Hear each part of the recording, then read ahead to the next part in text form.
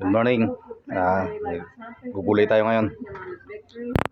Gugulay tayo. Pwede na patola. Saka hipon. Lalagay tayo ng hipon, tsaka dalawang sibuyas, tsaka saluyot. At dyan guys, pakuluan natin yan. Kaya nga, kumulo na. Naglagay ako ng pampalasa lang guys. Magic, sarap. Asin. Saka naglagay akong betchin. Unti lang. Dyan guys, nilagay ko na nga yung patola, tsaka yung hipon. Pakulan lang natin yan konti. Tsaka dyan, nilagay ko na rin yung saluyot. Ayan guys, okay na.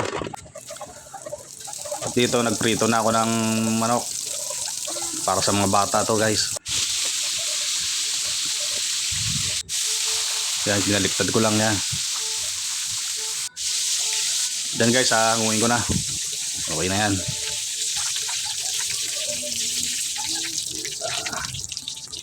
Prinito ko lang yung tirang 2 piraso. Guys. At guys, luto na nga. Ayan 2 piraso, hindi manghang. Ito, may chili powder yung rami. Ayan guys, pwede na kumain. Kain tayo guys. Pagka gulay pala guys, hindi na ako nagkakanin. Kasi sarap papain. Sarap guys. Kain tayo, kain.